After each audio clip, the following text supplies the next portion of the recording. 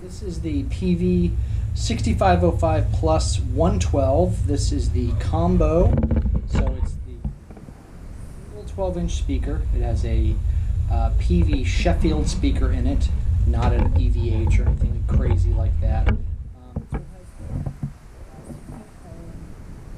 Sheffield speaker. It has two 6L6 tubes for the power section, making 60 watts. I think it's 60. It's 50 according to the manual, and it's 60 according to some of the stuff you read online. We'll call it 50 because the head is a 100-watt head, as far as I'm aware. The 6505 obviously used to be the 5150. In terms of circuitry, it's pretty much exactly the same. So this is fairly similar to the original 5150 combo, except for the fact that that one was actually a 212. This is a single 12, so it's a little bit more compact. It's not the same width as a full-size head. So, you know, I figure we'll just run through the demo real quick. We'll show what it does. We'll start off with the rhythm channel, which is here. So you've got a pre and a post. Your pre is your gain, post is your volume, or your master volume in that case. You have high, mid, and low, and you have a crunch that you can engage as well to give it a little bit more gain. I've got the pre set on about 5. The low is between 5 and 6. The mid is between 3 and 4. The high is right around 5.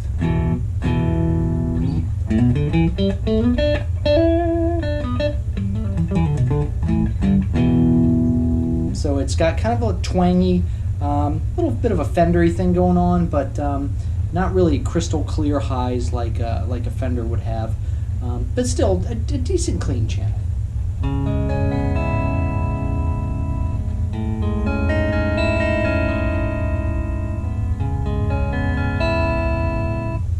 And nice, quiet, clean channel with when you cut out the volume on the guitar. It's not really hissy. It is at a pretty low volume right now, though. The lead channel, same exact EQ setup as the rhythm. It has the pre and the post. So the pre on this one's set at about 7. The post is so that I don't blow my eardrums out. The high and the low are on about 7. I've got the mid scooped at about 3. This is kind of so it's basically a sort of a scooped volume.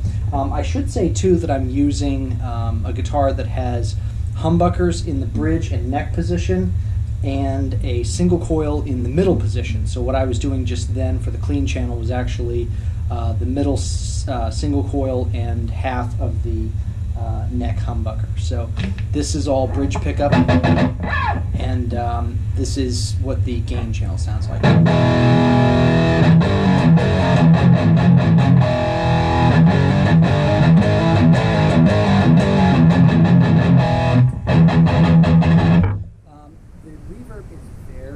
Sensitive on the lead channel, so I would have it below 1, because as soon as you start to get 3 or above, you just get a little bit too honky with the reverb. The other thing that this amp has for the lead and the rhythm channel, so the clean and the lead channel, it has separate presence and resonance controls for both, so that's kind of a nice little addition. The lead channel, you know, if you put too much resonance in there, it's going to get a little bit muffly. Same thing with presence; it gets a little bit too high pitched on the cleans. So you have to be a little bit careful with those because they are pretty sensitive.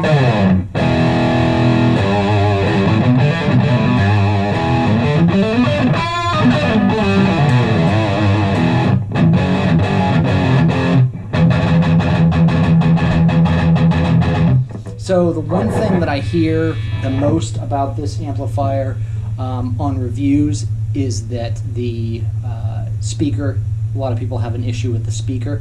Not that it buzzes or does anything bad, it just doesn't have a great tone to it. I have a couple of other speaker cabinets that I've run this through. I have a Marshall 412 with just the Celestion GT 75, 65 speakers, or GT12s, whatever they are. I've run it through that. I've also run it through the external, or I've disconnected the internal speaker on a Boss Katana Artist.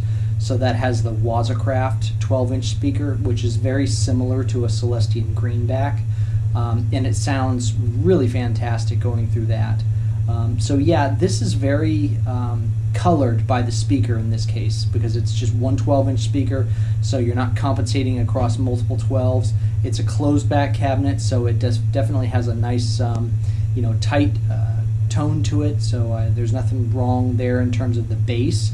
I think the problem is that it's just oddly reactive depending on what you're playing, and depending on whether your clean or lead channel is engaged. So all in all, a great amp and great tone, and very rugged. I mean, this amp is a cold biased amp, meaning that your power tubes aren't going to get super hot. They're not pushing a ton of heat through the plates, so you're not going to have any issues with blowing tubes on this.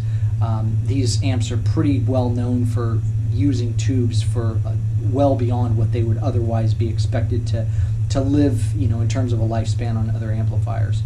I have a Marshall DSL 100 that absolutely eats tubes because you can't bias the thing cold enough. And the tubes that are in this right now are Ruby power tubes. That's what it was stocked with, as far as I know. I don't think these are tubes that have been replaced, so these are all the original tubes and the original preamp tubes as well. So yeah, there's your Marshall 6505.